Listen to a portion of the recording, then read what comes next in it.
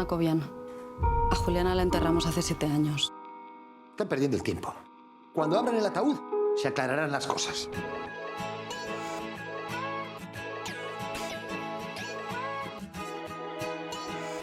Pues el germen son un poco las dos cosas, o sea, dos elementos. Uno ese, porque la imagen de repente me parece, bueno, no sé de dónde me vino, pero vino. Lo de la cabaña pasiega, no sé dónde había visto las cabañas pasiegas, porque no soy de Cantabria. Como murciano ando poco por los montes de Cantabria.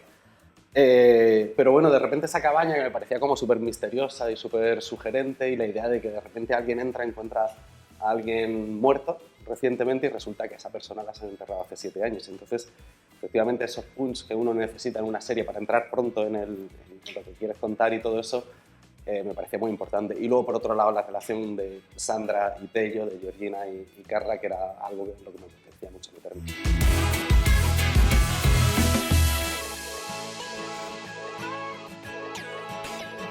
Bueno, pues a nivel de guión, digamos que la estrategia que uno sigue para hacer eso, para que no sean dos mundos paralelos, o sea, que una cosa no sea el thriller y otra cosa el drama, lo que yo hacía era usar esquemas de thriller, giros de thriller, una narrativa de misterio para contar las historias de los personajes. De la misma manera que uno va descubriendo un misterio, va descubriendo como las profundidades de Sandra y de Tello, los giros del thriller son giros también a nivel de relación, que cambian la relación en un sentido o en otro, y entonces así haces que los dos tonos no estén peleándose dentro de la historia, sino que tengas un tono único. Eso es desde guión, ¿no? Y es algo que hablábamos mucho también al principio. Como por aportar, es verdad que a la hora de montar un capítulo en el que tienes como tantos inputs, tanto de thriller como de drama, sí que es cierto que tienes que decidir muy bien ya en rodaje y luego a afinar el montaje, en qué momento tú quieres hacer como una transición y quieres hacer una bisagra de que esta secuencia, que en sí misma es dramática, pues acabar dándole un puntito de thriller para que en la siguiente ya tengas un peldaño sobre el que luego seguir escalando y tal, y en qué momentos quieres romper y de pronto trabajar como especialmente pues un drama pausado para que luego cuando te entre el primer plano de la siguiente escena sea como un puñetazo en la cara de thriller, ¿no? Entonces, bueno, pues ahí vas graduando dónde quieres jugarlo a giro y dónde quieres jugarlo pues a transición, a bisagra y a incluso solapar, ¿no? Los tonos, que esto también ha pasado mucho en la serie. Solapamos en la misma escena los dos tonos.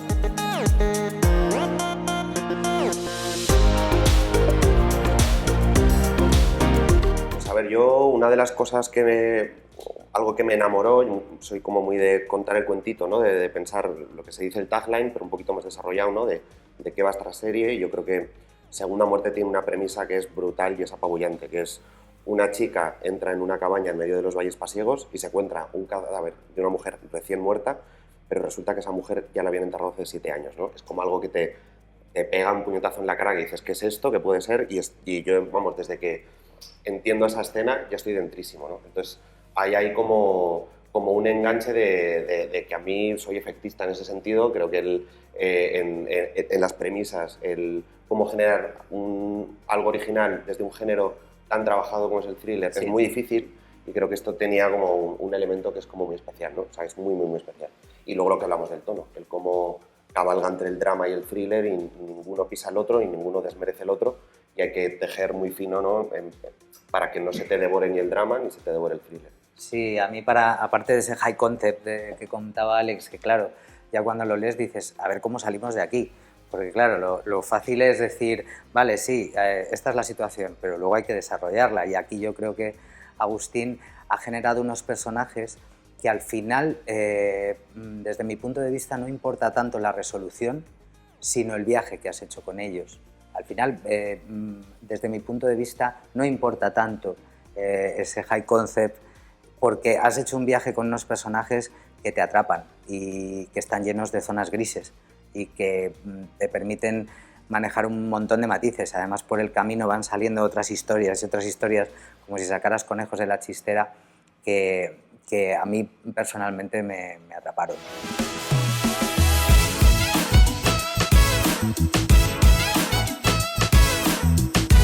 Dificultades, las técnicas de llevar, porque claro, cada vez que va un rodaje a un sitio parece que ha llegado el circo a la ciudad. Entonces, imagínate una caravana de trailers por una montaña pasiega. Pues, por ejemplo, para acceder a la primera cabaña donde aparece Juliana, fue duro. Es decir, ha habido un montón de gente a las que le estaré infinitamente agradecida de llevar la grúa, los focos y todo lo necesario para poder rodar en esos escenarios, porque nada de eso se ha hecho en plató.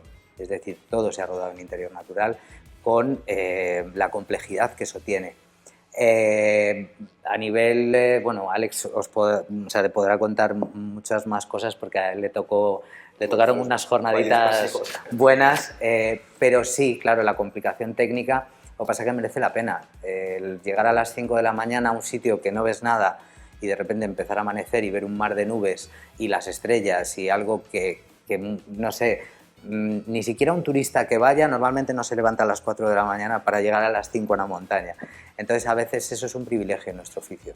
Yo creo que sí que tienes la sensación que esto es como muy especial a la hora de hacer una serie local, de que esta historia no podría haber sucedido en otro lugar, o no de esta manera, ¿no? Que a veces no puedes elegir un paisaje bonito porque fotografía bien para ambientar tu historia que habías concebido en un lugar random, sino que creo que aquí Agustín sí que ha hecho una historia como muy enraizada en lo cultural y en lo social de los pueblos pasiegos de Cantabria. Y tanto cómo se relaciona el pueblo entre sí, como toda la pátina de mitología que hay alrededor, ¿no? Con el personaje de Lojáncano, que además luego yo he descubierto que la mitología del norte, yo que soy del Pirineo aragonés, hay como miembros de la mitología que son el mismo personaje pero con distintos nombres, hay como algo ahí de descubrir la mitología del norte de España y en concreto la cántabra, que creo que también es un sabor como muy disfrutable durante la serie y que está totalmente enraizado con lo que está ocurriendo con los personajes y el paisaje está totalmente haciéndote una metáfora de qué está ocurriendo por dentro con cada uno de los personajes, ¿no?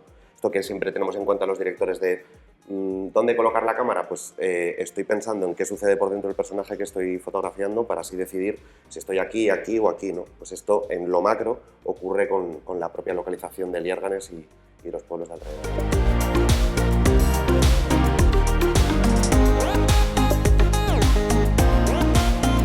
Era Faulkner el que decía cuanto más local, más universal. O sea, cuanto más local hagas una historia, en realidad estás consiguiendo llegar a más sitios, porque no tiene mucho sentido que nosotros nos pongamos a contar una historia en Boston, que no tenemos ni puta idea de Boston y de los bostonianos, y que para eso están los de Boston, ¿no? Pues contémosla desde aquí, los conflictos emocionales serán más o menos lo mismo. Y también es verdad, yo creo que sí hay poco a poco una intención de empezar a disfrutar de la diversidad de España. Yo recuerdo la primera temporada de La Caza Monte Perdido, que me costó muchísimo convencer a la gente de irnos, bueno, a la productora, a la cadena, tal, de conseguir ir al Pirineo a rodarle y que eso era importante, que eso iba a ser diferente porque los personajes iban a ser diferentes por estar allí. Y yo creo que ahora la ficción sí se está abriendo, o sea, igual que nosotros hemos rodado en Cantabria, pues Rapa rueda en Galicia, se ha rodado en Canarias, nos vamos dando cuenta de que España además tiene esa ventaja y es que se transforma completamente. O sea, tú puedes contar una historia en Almería que no va a tener nada que ver con la historia que cuentes en un pueblo del interior de Cataluña, por ejemplo, ¿no? Entonces hay que disfrutar de eso porque creo que eso es lo que genera diferencia dentro de las historias, ¿no? Sí, y fíjate que esto que era impensable en los años 2000, ahora efectivamente es algo cada vez más habitual. Y cada vez se rueda, o al menos yo ruedo cada vez menos en Madrid, lo cual a mí personalmente me enriquece muchísimo. Aprender de toda la cultura vasca, en este caso la cántabra, intentar, porque además tienes la suerte de que la propia gente local te lleva de Cicerone a esa cultura, ¿no? Vas como un turista. Entonces es para mí un privilegio poder conocer de primera mano todo eso, Galicia, lo que comentaba Agustín, y creo que todavía queda mucho por explorar, afortunadamente, y espero que tengamos la suerte de seguir explorándolo muy a menudo. Sí. Yo creo que históricamente sí que ha habido un elitismo urbanita snob absoluto y que dentro del mundo del cine y de la cultura pues parece que no ocurren cosas interesantes, o si incluso si ocurre algo interesante está como generado desde el estereotipo, ¿no? De la historia de terror, que entonces sí que me voy a un pueblo donde son todos malísimos, descuartizan a gente porque como son de pueblo, pues igual son hijos de sus padres, o sea, sus padres son hermanos y entonces ahora comen a gente, ¿no? O sea, como, claro, yo creo que poco a poco... Oye, esa la tenemos que comer. Esta hay que hacerla, ¿eh? Entonces creo que sí que en los últimos años, por sensibilidad y por la propia idiosincrasia de irnos abriendo, que las series no tengan que ser tan homogéneas. Yo creo que esto también las plataformas os ha traído mucha frescura, ¿no? De que no se tengan que parecer series entre sí y poder abrir un poco el abanico, porque el cine rural hecho con respeto y con interés desde lo rural ha existido siempre. O sea que igual no estaba en los círculos más mainstream, ¿no? Y entonces ahora mismo sí que ha saltado al mainstream y joder, se agradece muchísimo, en plan que las historias no sucedan en Madrid y que al final nos abramos, porque claro, si eres una persona que estudia en la CAM, que tomas cafés y vinos en Malasaña y tienes un sombrero y un bigote, cuentas historias de tu realidad que no tienen que ver con las historias locales de los pueblos. Y en esta en concreto, además, creo que hay algo muy chulo, que es que los protas que investigan el caso en el pueblo son locales. Esto también es verdad que tampoco... Sí, muchos thrillers, ¿no? Al final siempre es un policía de Madrid, llega a un lugar horrible y... Sí, sí, esto es.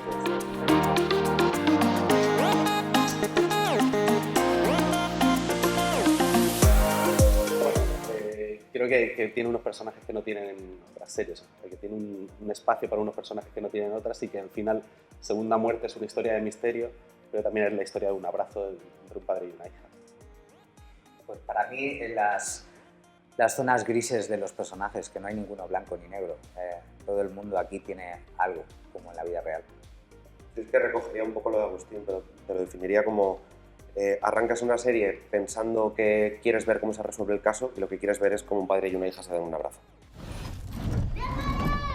¡Déjala en paz! ¡Déjala! ¿Cuánto tiempo lleva con estas pesadillas? No es normal. Su padre va a volver, está nervioso, punto.